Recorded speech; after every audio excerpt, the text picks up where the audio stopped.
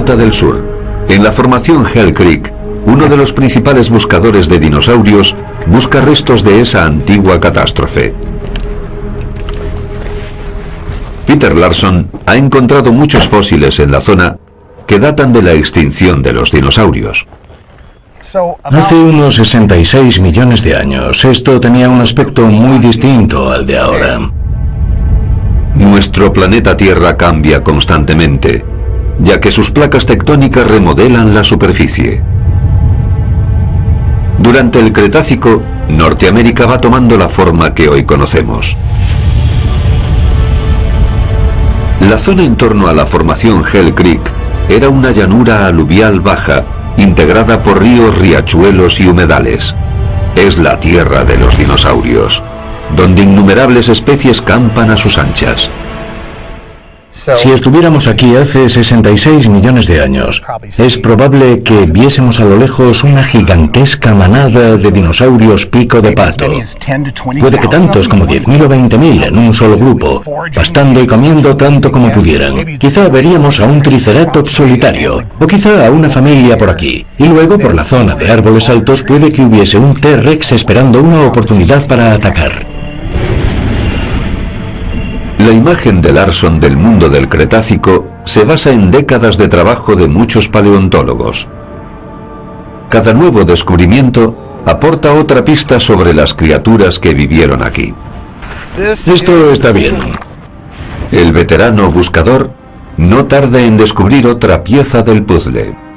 Tenemos un par de costillas, o quizá la misma, pero rota.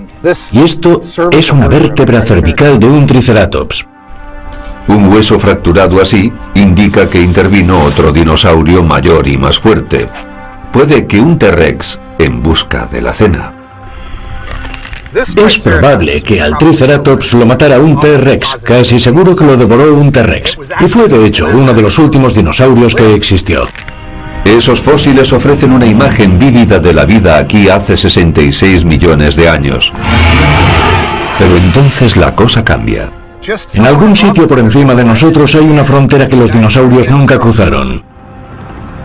Para los no expertos, ese cambio en las rocas es casi invisible. Pero su importancia es enorme. Esta es la frontera que los dinosaurios nunca cruzaron. Y durante mucho tiempo se estudió este estrato, porque no hay huesos de dinosaurio por encima de él, pero sí por debajo. Siempre aparecen muchos por debajo de él. Ese estrato se conoce como límite KPG. Representa el final del periodo Cretácico y el final de los dinosaurios.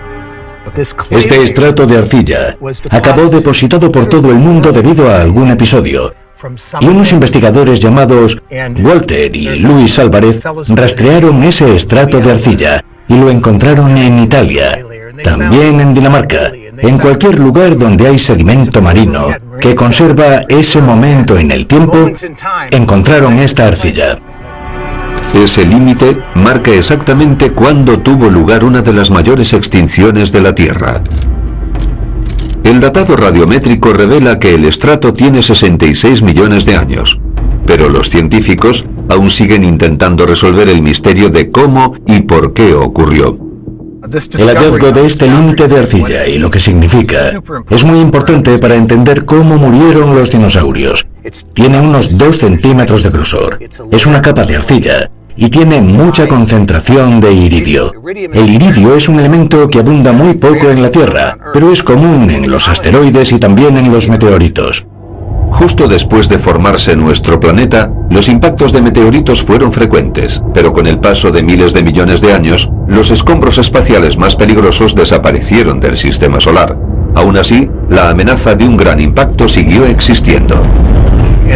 De modo que elaboraron la hipótesis de que este estrato de arcilla se formó por el choque de un asteroide con la Tierra, y por la cantidad de iridio, dedujeron que ese asteroide tuvo que tener unos 10 kilómetros de diámetro para depositar tal cantidad de iridio en tan poco tiempo. Pero no había cráter. Nadie sabía de ninguno tan grande por entonces, porque un asteroide de 10 kilómetros de diámetro habría dejado un cráter de 300 kilómetros. La teoría del asteroide asesino es popular en la comunidad científica, pero el escenario del crimen sigue sin aparecer. ¿Dónde hizo impacto? El cráter Barringer de Arizona es uno de los más famosos del planeta. Lo produjo un meteorito que cayó a la superficie de la Tierra hace unos 50.000 años. Se calcula que el meteorito medía unos 48 metros de diámetro.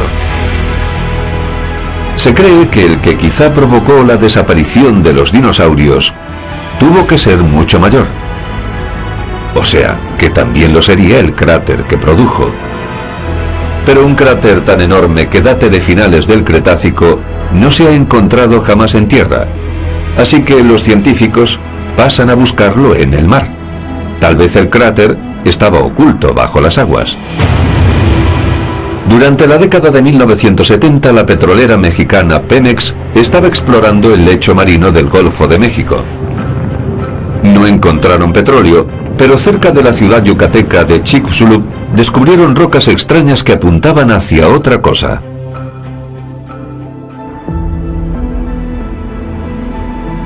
El profesor Ulrich Riller, de la Universidad de Hamburgo, analiza mapas de la zona. El mapa muestra una estructura circular gigantesca que se sitúa a más de 800 metros bajo la superficie actual de la Tierra. Tiene una profundidad de 20 kilómetros, con un diámetro de unos 190 kilómetros. Es una forma enorme que tiene todas las características de un cráter de impacto. ¿Sería ese el lugar? La mitad del cráter está sumergida, o sea que los científicos buscan la otra mitad en tierra. Yucatán, México. Una serie de misteriosas fosas salpica el entorno. Esas fosas, conocidas como cenotes, aparecen al azar por toda la vasta península de Yucatán. No existen ríos ni lagos en esa parte del Yucatán. Así que surgieron pueblos en torno a muchos de los cenotes que se llenaban de agua dulce. El profesor Riller cree que los fascinantes cenotes pueden tener pistas sobre lo que pasó aquí en la antigüedad. Desde la década de 1990, se dice que los cenotes podrían estar relacionados con el impacto de un asteroide. La NASA cartografió las fosas por entonces y descubrió que muchas de ellas están dispuestas en círculo. Con todo, por entonces no se ofreció una explicación plausible sobre ese detalle. Miles de puntitos muestran la situación de los cenotes. Una gran parte de ellos aparecen en un semicírculo perfecto. Los expertos de la NASA sospecharon que esa formación podría ser la parte sur del anillo del cráter. La formación submarina coincide exactamente con el círculo de los cenotes, salvo por un detalle. Pero la hipótesis tenía una pega. La roca en la que están los cenotes es mucho más joven. Ulrich Riller cree que los cenotes pudieron formarse debido al cráter de impacto, pero más recientemente. Para comprobar su teoría, prepara un experimento con su alumno de doctorado, Jan Oliver Eiserman. Quieren simular cómo afectaría un cráter de impacto al sedimento circundante en un periodo de tiempo largo. Los científicos esparcen una mezcla de arena y harina sobre una capa de silicio que simula la corteza terrestre. Una pala giratoria produce un cráter. Luego, comprueban cómo afecta eso a la superficie con el tiempo. La cámara registra cada movimiento. El sustrato de silicio nivela parcialmente la depresión del cráter con el tiempo. El experimento muestra con claridad que el suelo del cráter se ha elevado como una plataforma y que la zona en torno al cráter se ha hundido. Eso explica cómo se formaron los cenotes. Como la roca del anillo del cráter se mueve en direcciones opuestas tras el impacto, se forman grietas en rocas más jóvenes. Eso acaba creando los cenotes. Todo encaja, y el escenario del crimen del asteroide asesino parece que se ha encontrado. Pero para confirmarlo del todo, los científicos deben obtener muestras de la roca del interior del cráter sumergido. En 2016, el profesor Sean Gulick de la Universidad de Texas dirigió un grupo internacional de científicos con la misión de perforar el cráter Chicxulub. Ahora mismo, bajo la perforadora y bajo esta zona donde nos encontramos, está el anillo de picos de Chicxulub. Está enterrado por 66 millones de años de piedra caliza. Elegimos este sitio porque es donde el anillo de picos está más cerca del lecho marino actual. Allá vamos. Muy bien. Ha costado años prepararse para la perforación, pero puede que los científicos demuestren al fin la importancia del cráter. Era la oportunidad magnífica de aclarar, de una vez, las dudas sobre si de verdad ese cráter de impacto es el que se observa en el estrato. Si de verdad ese fue el impacto que provocó la gran extinción de hace 66 millones de años. El agua es poco profunda en el lugar de perforación, así que el equipo debe usar instrumentos no convencionales para tomar muestras de los sedimentos. Usamos una perforadora minera terrestre. La colgamos de la proa del barco y perforamos durante 2 meses dentro del cráter. Y después seguimos perforando hasta que nos quedamos sin dinero a 1.335 metros de profundidad. Estábamos en la plataforma perforadora horadando en el cráter de impacto, las primeras muestras subieron y fue una experiencia emocionante. Mira el color de la matriz. Pasa del verde al rojo, parece como de fundido.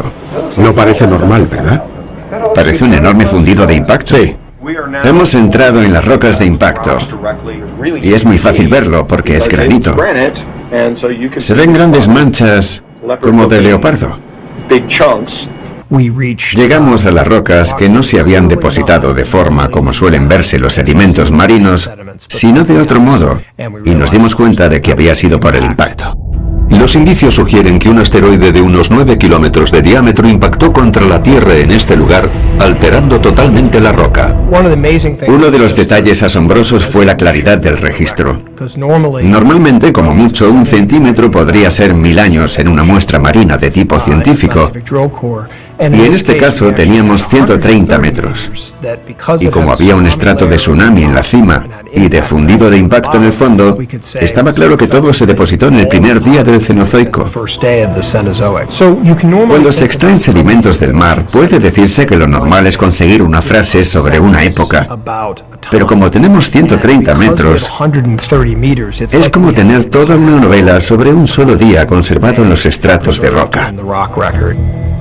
Todas las muestras de la perforación hecha en Chicxulub se guardan en el depósito de la expedición, situado en College Station, Texas. Ahí es donde Sean Gulick las examina, esperando probar que Chicxulub fue en efecto la zona cero del impacto. Resulta que el propio anillo de picos estaba formado por granitos, pero esos granitos están muy alterados por haber estado en un cráter de impacto. Es mucho más poroso de lo que debería, es más débil, podríamos romperlo con las manos, y eso demuestra que eso estaba en un cráter de impacto. Se ven los detalles de deformación, y todos los demás detalles observados también corroboran que esto estaba en un cráter de impacto. El análisis demuestra que el Chicxulub es sin duda un cráter de impacto. Pero ¿pueden asegurar los científicos que ese impacto provocó la muerte de los dinosaurios? Lo que se considera como el estrato límite mundial, lo que se considera como la prueba presente en todas partes fuera del cráter de que hubo un impacto, es la presencia de iridio. Y una de las incógnitas interesantes es si aparece en el propio cráter. ¿Podemos relacionar directamente el cráter de impacto con ese estrato mundial? Para comprobarlo, enviamos muestras a 4 laboratorios de diversas partes del mundo. Y el resultado fue que todos los laboratorios coincidieron en que ese lugar, justo en ese sitio preciso de la muestra, es donde se encontró el iridio. Todos los indicios sugieren que Chicxulub es la zona cero.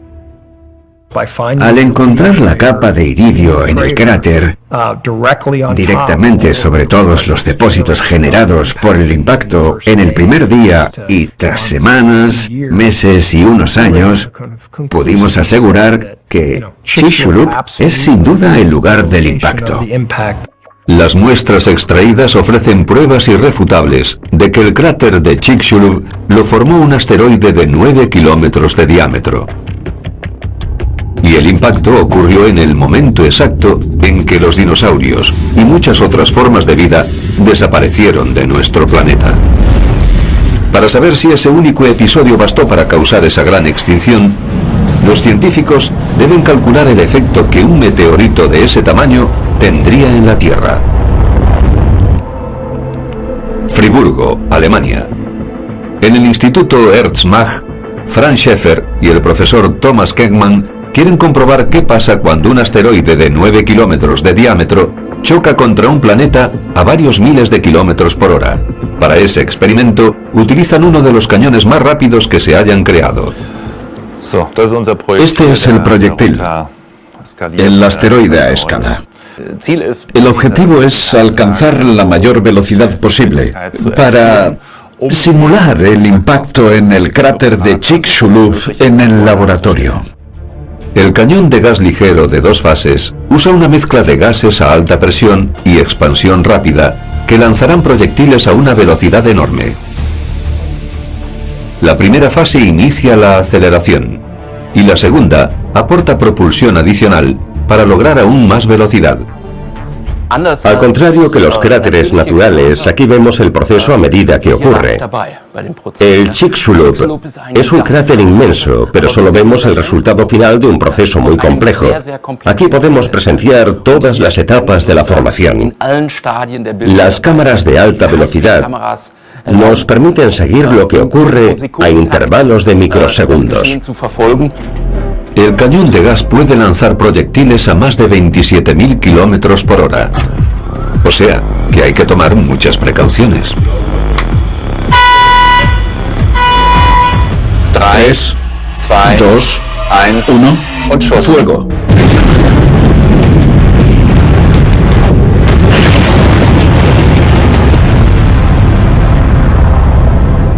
Nominal. Puntos de evento. Vale, creo que el disparo ha sido bueno. Sí, vamos a ver. Además de analizar las imágenes de alta velocidad, el equipo quiere investigar el cráter resultante. Sí, el cráter es muy profundo, plano en el fondo y lleno de polvo. Hay mucho polvo en la cámara. Se ven bordes pronunciados en la caliza y en el centro. Esto parece ser la roca profunda. Lo que más me sorprende es la cantidad de polvo y pequeñas esquirlas que se han producido. Es un material fragmentado muy fino. Se ve, se palpa, puedes cogerlo con la mano y es un polvo fino. Y ese polvo también se proyectó en el Chicxulub, aunque ese tema aún sigue debatiéndose. El impacto no solo produjo un cráter. La tremenda fuerza cambió la estructura molecular de lo que antes era roca sólida. Lo que vemos aquí es cuarzo. Tiene líneas rectas extrañas, y esas líneas son justo lo que buscábamos. Son indicadores de impacto que nos dicen que una onda expansiva recorrió la roca. Eso es lo que nos muestra el experimento. Es igual que la subsuperficie del cráter de Chicxulub. El profesor Kai Bunnemann Ahora debe aplicar los datos del experimento a la escala adecuada. Planea calcular el efecto del impacto del asteroide hace 66 millones de años. Ahora podemos simular las dimensiones y las cantidades correctas. Por ejemplo, la gravedad correcta. Y eso nos dirá algo sobre la cantidad de energía que se liberó. El colosal asteroide iba con rumbo de colisión inevitable hacia la Tierra. Viajando a una velocidad astronómica, cuando el mastodonte atravesó la atmósfera, se incendió en el cielo. Se precipitó hacia la Tierra a casi 72.000 kilómetros por hora. Su trayectoria de aire comprimido creó una onda expansiva que reverberó por la superficie del planeta con un estallido cósmico. Ardiendo envuelto en llamas, el asteroide se precipitó hacia el suelo. Entonces se estrelló en el mar poco profundo con fuerza apocalíptica. El choque liberó 4.500 millones de veces tanta energía como la bomba atómica de Hiroshima. La energía liberada funde la roca. Y no solo eso, sino que alcanza una temperatura de unos 20.000 grados Celsius, lo que hace que la roca se evapore. La energía que liberó fue devastadora. Después de que un fogonazo ilumina el cielo, una siniestra esfera blanca fulgurante crece en el lugar del impacto. El lecho de roca se transforma en un plasma candente que libera una onda expansiva aún mayor que la primera. Hasta las rocas profundas resultan tan fragmentadas que vuelan como agua. Es muy parecido a lo que se ve al tirar una piedra al agua, que también produce un cráter. No suele durar mucho tiempo, casi no lo vemos, pero también se hunde y luego se eleva por el centro y forma lo que llamamos una montaña central. O sea, que se parece a ese levantamiento en el medio. El agua del mar circundante se desplaza o se evapora al instante cuando el asteroide choca. La corteza fundida forma una montaña temporal, más alta que todas las actuales de la Tierra. Esa torre de plasma líquido ardiente se hunde enseguida. Al mismo tiempo, el agua desplazada antes vuelve al cráter y al derrumbarse la montaña temporal e interactuar con el agua que regresa, se producen olas de casi 1,5 kilómetros de altura, que luego se extienden más o menos como las olas de un tsunami. Eso, claro está, también destroza las costas a miles de kilómetros del centro del impacto. El impacto aniquila todo lo vivo en los alrededores. Primero se quema, después lo destruye la onda expansiva. Todo lo que queda se ahoga en un tsunami de 800 metros de altura, pero una ola tan apocalíptica debería haber dejado señales en los estratos rocosos. A 1.300 kilómetros del cráter de impacto, Sean Gulick busca pistas en el río Brazos, en Texas.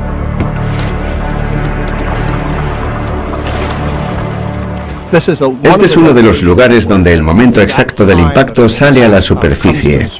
Puede verse el momento del final del Cretácico y el principio del Paleógeno. Se conserva en el río Brazos y en pequeñas cascadas de los riachuelos cercanos, así que es un buen lugar para buscar indicios del impacto. Gulick quiere elaborar una imagen completa de uno de los días más aterradores de la historia de nuestro planeta. 3/4 de la vida de la Tierra murieron en el mismo momento geológico.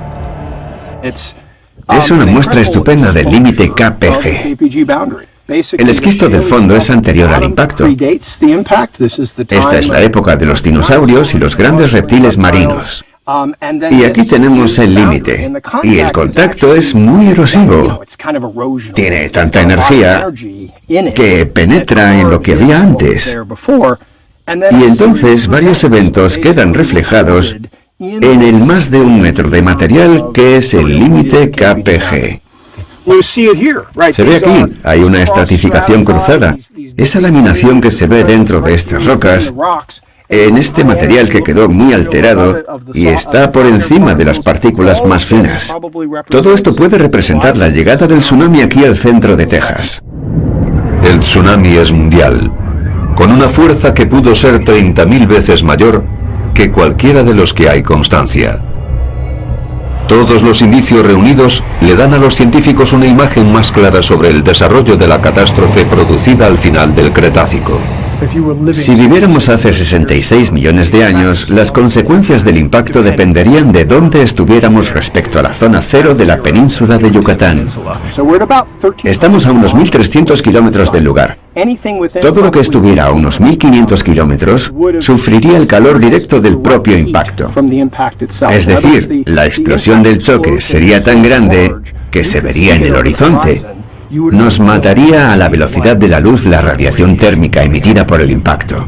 Si estuviéramos un poco más lejos, nos afectarían el viento huracanado y los terremotos. La magnitud del impacto es imposible de imaginar. A miles de kilómetros de distancia en las costas del Pacífico y del Atlántico, enormes tsunamis causan estragos, inundándolo todo a su paso. La presencia de un estrato de tsunami, sobre todo tan grueso como este, a 1.300 kilómetros del cráter, demuestra la tremenda energía. De hecho, la que liberó el impacto fue miles de millones de veces mayor que la de la bomba atómica de la Segunda Guerra Mundial. Pero pese a la tremenda envergadura de ese episodio, Gulick necesita más pruebas que confirmen que el impacto afectó a la vida a escala mundial. La radiación térmica, los tsunamis y los huracanes no bastarían para provocar la extinción del 75% de las especies hace 66 millones de años. Debe buscar más pistas para descubrir lo que les pasó a los dinosaurios en todo el mundo. Analizando con cuidado la prehistoria conservada en las rocas del límite Cretácico-Paleógeno, encuentra un indicio que podría explicar su extinción. Sí, ahí se ven esférulas. Hay pequeñas partículas de cristal. Se aprecian pequeños restos de las capas de esférulas que hay dentro de esta roca. Las esférulas parecen como bolitas de cristal. La mayor que se haya encontrado podría tener 1 centímetro, pero suelen medir milímetros o incluso menos que eso. Se considera que es material fundido expulsado desde el cráter, que se enfrió en esferas, se desplazó y luego cayó al suelo, o que son en realidad vapor de la pluma que se condensó en una esfera de cristal que luego cayó. Esas bolas de cristal inocuas son la clave de lo que ocurrió tras el impacto. Las esférulas aparecen en el límite Cretácico-Paleógeno por todo el mundo y coinciden claramente con el impacto al final del Cretáceo, hace 66 millones de años. Son una relación sólida con ese momento en el tiempo. Cuando el asteroide choca contra la roca, fragmentos fundidos y evaporados salen proyectados hacia el aire. Algunos incluso llegan al espacio. Pequeñas gotas de roca de la pluma se condensan y solidifican, cayendo de nuevo al suelo microbolitas de cristal. En cualquier parte del mundo que tenga un estrato límite bien conservado, se ve material que llegó tras la expulsión y material que era polvo que después se posó. Lo expulsado se movía a gran velocidad. Son las esférulas que vemos aquí. Hay un gran depósito en forma de cuña bajo la capa del tsunami. Y hay bolitas de cristal que cayeron como lluvia. Llegaron aquí a una velocidad de kilómetros por segundo. ¿Pudo contribuir lo expulsado a la extinción de los dinosaurios? De nuevo en Hell Creek, Peter Larson analiza cómo se produjeron los efectos del Chicxulub por todo el planeta. Aquí tenemos un fragmento de la arcilla del límite KPG y del carbón que está por encima de ella. Si raspamos un poco la arcilla del límite, aunque no sé si eso es hollín, a veces aparece una capa de hollín que está justo encima de la arcilla del límite, y eso es señal de incendios forestales. Es lógico que haya restos de bosques antiguos incendiados en el lugar de un impacto. Pero Larson está en Dakota del Sur, a 3.000 kilómetros de donde cayó el meteorito. Hubo mucho material fundido que salió proyectado fuera de la atmósfera y después cayó. Y al atravesar la atmósfera la calentó hasta tal punto que todos los bosques y las plantas acabaron ardiendo. La atmósfera estaba muy caliente. Se calcula que a más de 2.000 grados en algunos sitios de la superficie terrestre. La Tierra está en llamas. Hay incendios por todo el mundo. Y los árboles y la vida de los bosques se convierten en ceniza.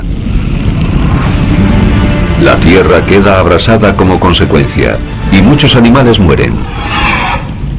¿Pero fue ese el verdadero mecanismo que condujo a la enorme extinción?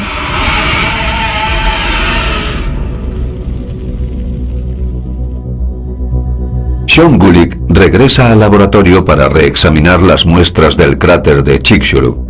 Quizá escondan alguna pieza que resuelva el rompecabezas.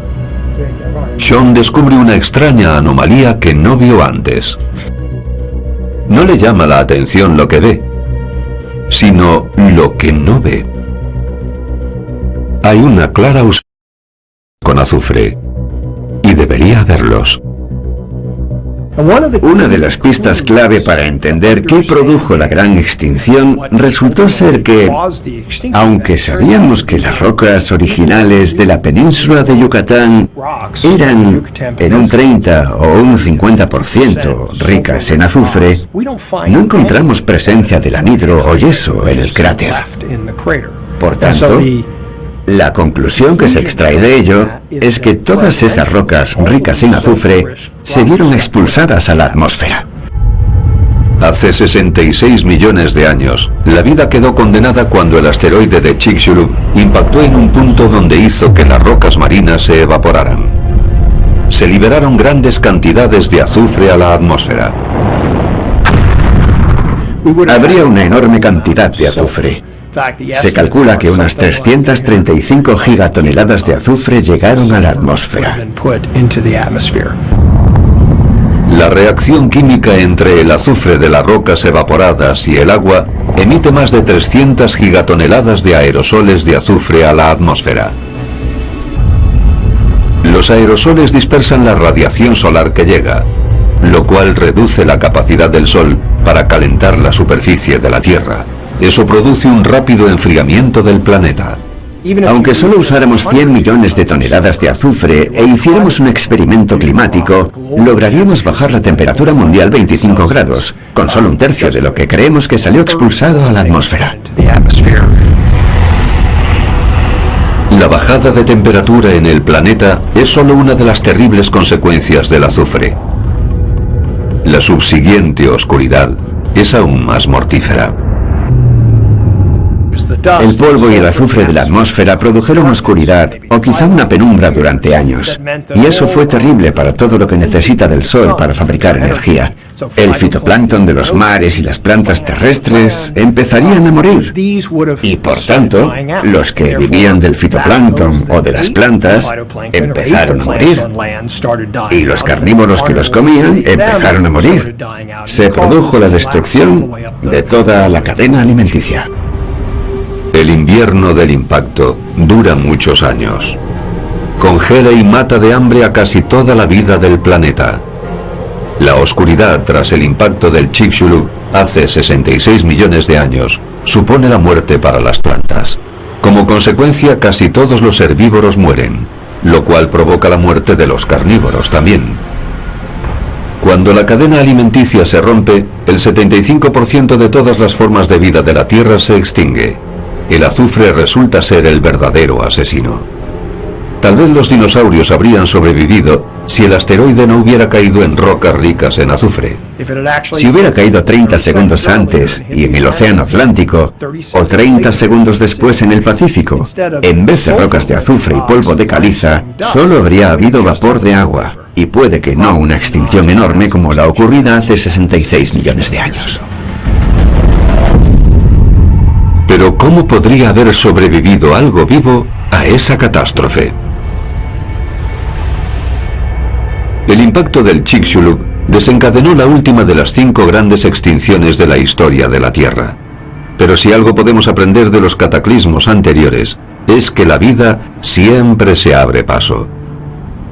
La atmósfera tardó unos 20 años en librarse del polvo y los aerosoles de azufre. Una vez más, el sol atraviesa el cielo limpio. Las plantas reaparecen. Pero, ¿y los animales? El paleontólogo Philip Havlik se une a Peter Larson en Hell Creek.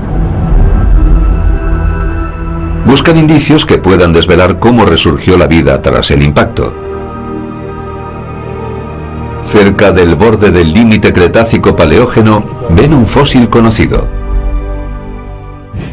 ¡Caramba! Eso no es una roca. No lo es un hueso de dinosaurio. Fíjate.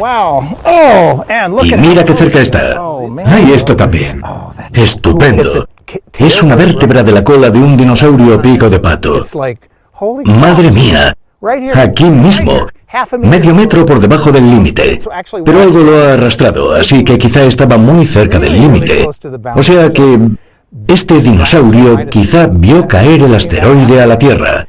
Es posible, está lo bastante cerca. Es posible que algo lo haya arrastrado. Sí.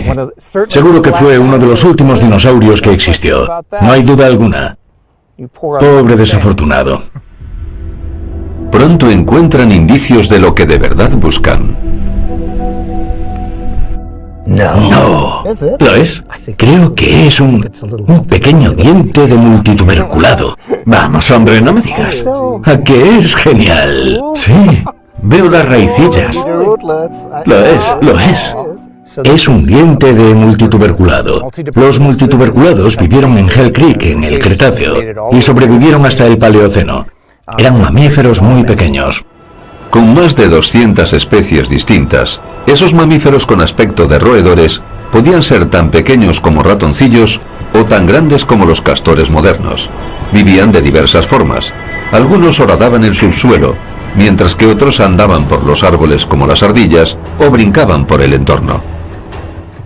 Estos animalitos consiguieron sobrevivir porque eran tan pequeños que podían ocultarse en pequeños huecos, en madrigueras, y los dinosaurios no. Tampoco necesitaban gran cosa para alimentarse. Así que ese animal pudo sobrevivir con plantas secas o incluso medio quemadas. O algún dinosaurio.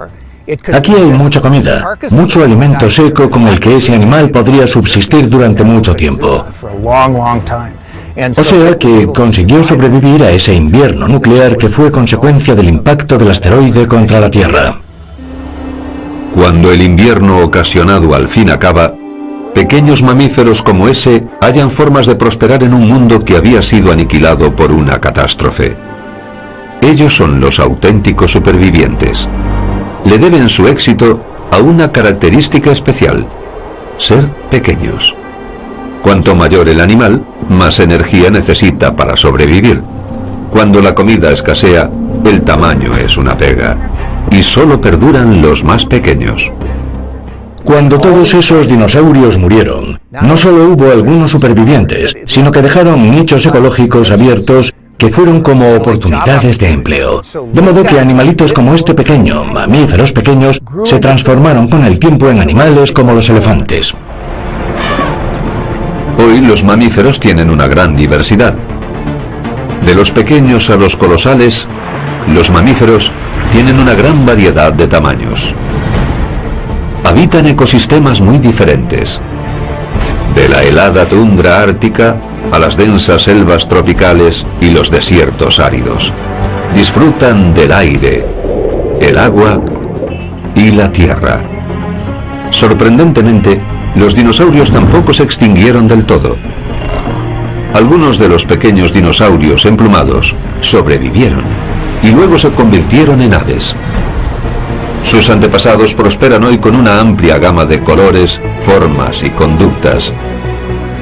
Los dramáticos acontecimientos que empezaron con el impacto del asteroide de Chicxulub hace 66 millones de años alteraron totalmente la vida en la Tierra. Todos los dinosaurios no emplumados entre ellos el famoso T-Rex, no consiguieron sobrevivir a los efectos a largo plazo del impacto. Su desaparición abriría camino para que surgieran los mamíferos y luego a la aparición del ser humano.